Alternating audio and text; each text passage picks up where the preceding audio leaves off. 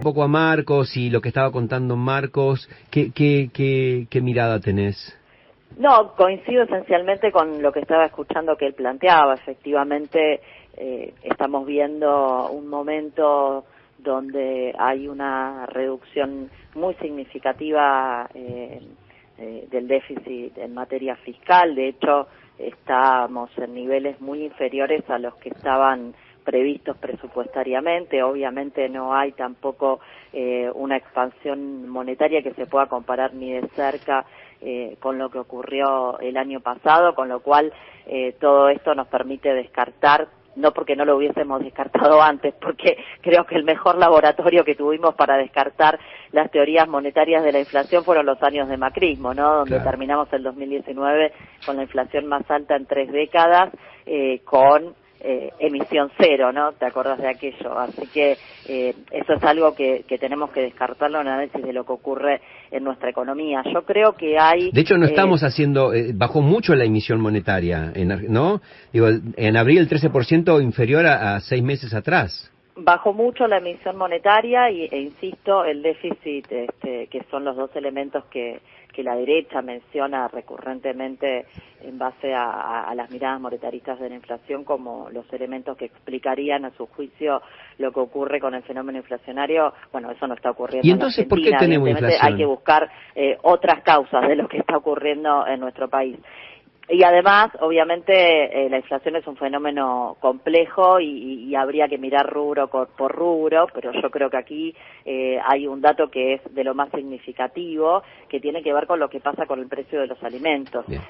Lo digo porque esto también tiene una ponderación política y social que lo hace un precio muy especial. No estamos hablando justamente de los bienes más sensibles que componen la canasta de consumo popular y obviamente es lo primero a lo que la política debería aspirar a resolver, porque bueno, si nuestra ciudadanía no puede acceder a los bienes más básicos y más indispensables para, bueno, reproducir la existencia misma, ¿no? Como es el acceso a la alimentación básica, entonces como sociedad estamos teniendo un problema muy importante y esto es un problema que lo estamos viendo en la Argentina, ¿no? Cualquiera que va a la carnicería y ve cuál es el precio de la carne o a la panadería, que ahora en estos días vamos a estar sufriendo un nuevo aumento en el precio del pan, etcétera, etcétera, puede saber que esto es así y que impacta, obviamente, como siempre, de manera mucho más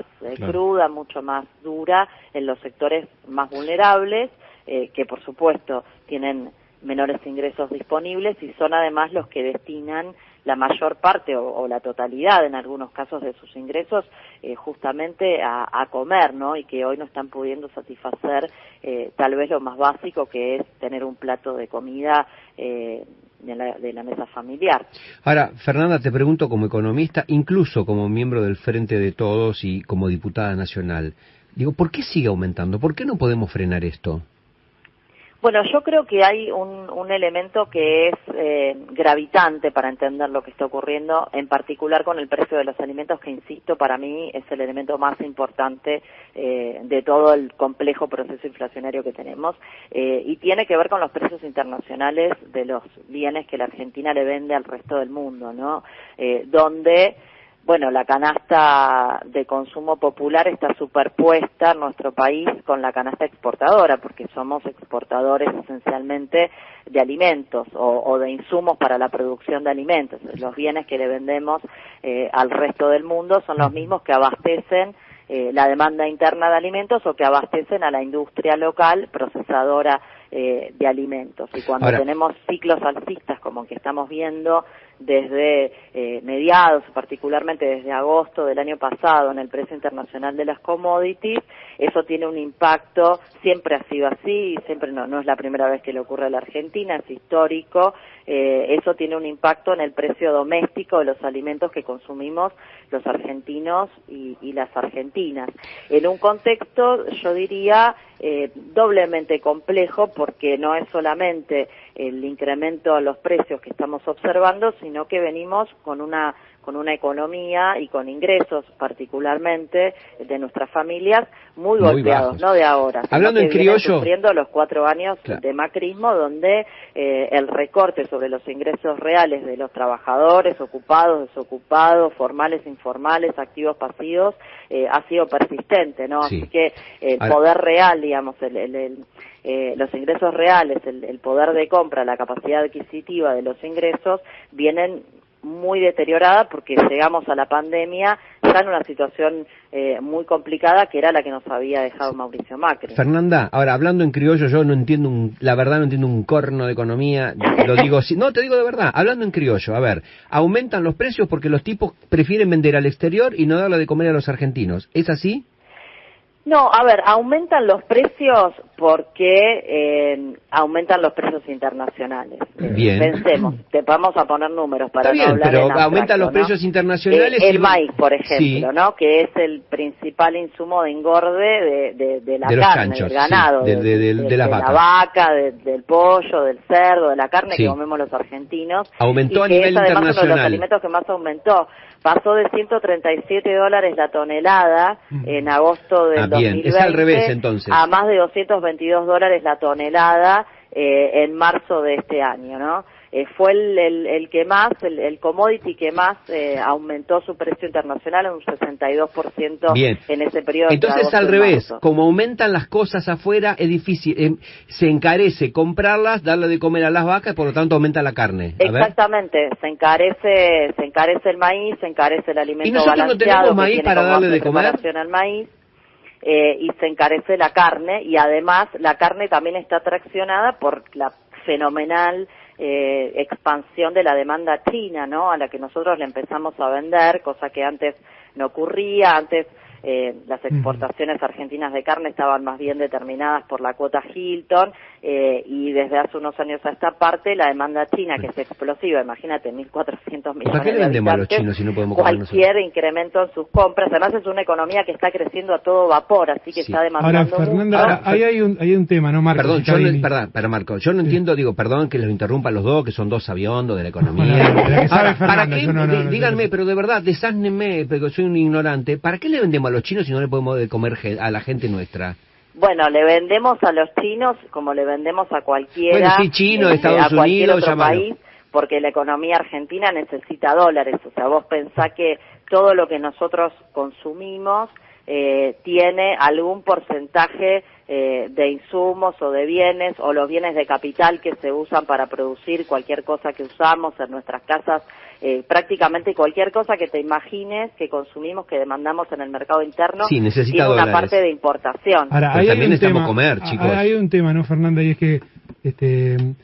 que uno ve que en Brasil pasa exactamente lo mismo que aquí. Digo, los commodities subieron para Brasil y subieron para Argentina, y sin embargo no tiene ese traslado a precios que tiene. Bueno, no te Argentina. creas, por ejemplo, Brasil está teniendo muchos problemas con uno de sus principales alimentos, digamos, que es el arroz, que tuvo un incremento del 85%, y Bolsonaro lo que decidió fue abrir la importación como, digamos, instrumento disciplinador, claro. A ver qué pasaba con eso. O sea, la pregunta es cómo descalzamos el precio internacional del costo Pensemos argentino. esto, la Argentina viene de niveles inflacionarios muchísimo más altos, insisto. Claro. Nosotros terminamos 2019 cuando el resto de los países estaban tal vez en una inflación de un dígito.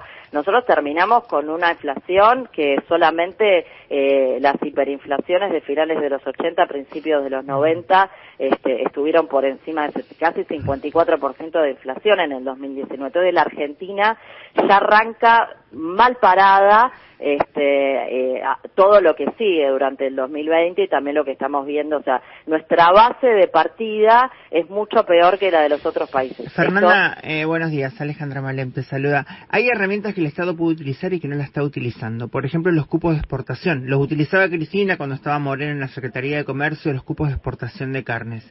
En retenciones de soja, por ahí ya están casi al límite, al 35, 30, también pueden utilizarlas.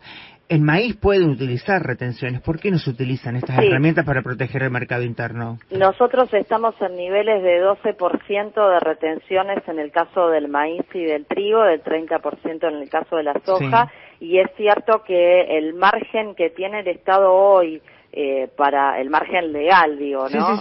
Para subir las retenciones es pequeño, son 3 puntos. ¿Y el cupo de carnes, Fer? ¿Por qué? Porque recordemos que durante el gobierno de Macri se hizo un desastre con los derechos de exportación, ¿no? Con las retenciones. Se eliminaron en algunos casos, se recortaron en otros.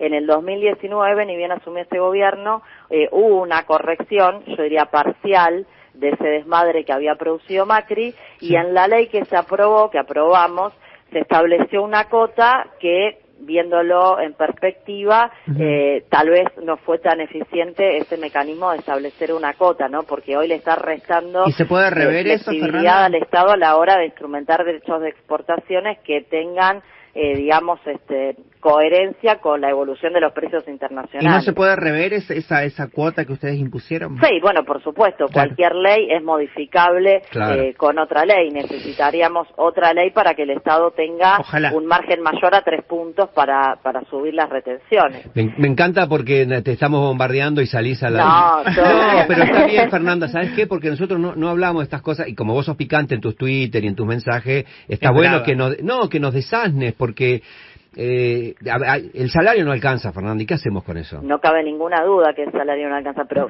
porque yo creo que es un problema el de los ingresos reales en la Argentina. Siempre digo que eso es un problema, ¿no? Donde hay una moneda con dos caras. Por un lado, los precios indudablemente están escalando de una manera muy importante y muy preocupante, y además los ingresos son bajos en la Argentina. Pensá una cosa, Cristina dejó el salario promedio medido por el RIPTE que calcula el Ministerio de Trabajo arriba de los $1.700 en el 2015. En el 2019, o sea, con Macri, siempre al tipo de cambio promedio del año, había caído a $1.000, es decir, prácticamente el 50% del salario habían perdido los trabajadores medido en dólares en 4 años nada más, y este es un derrotero que además se siguió profundizando durante el año de pandemia. Recién, ahora hemos visto en los últimos datos que por un pelito los salarios le ganan a la inflación. Obviamente eso no es suficiente. Necesitamos una recuperación mucho más intensa de los salarios reales y de los ingresos en general de los argentinos y de las argentinas, que además es muy difícil de alcanzar en un escenario de incremento de precios importante como el que estamos teniendo, ¿no? Inflación del 4% mensual exigiría incrementos nominales de los ingresos mucho más importantes que lo que estamos teniendo, y siempre además con un riesgo, ¿no? Si no se pueden controlar los precios, esos precios, esa inflación se termina comiendo todo o parte de las mejoras en los ingresos de los argentinos, y además intensificando esa carrera inflacionaria entre precios y salarios. O sea que también hay una exigencia, yo diría, de operar paralelamente sobre los ingresos nominales y sobre los precios para garantizar esa mejora en la capacidad adquisitiva que hoy indiscutiblemente los argentinos y las argentinas, no solamente los más vulnerables, no son solamente los sectores populares, no son solamente los desocupados, las pymes, las industrias, mal, también es la clase media, incluso hay un fenómeno novedoso que no lo pensábamos cuando pensábamos históricamente la pobreza en nuestro país, y que se ha impuesto durante la presidencia de Macri, que incluso trabajadores asalariados formales no alcanzan con su salario a permitir que la familia viva por encima de la línea de pobreza. Esto es un fenómeno nuevo, ¿no? El de los trabajadores empobrecidos aún con un salario formal.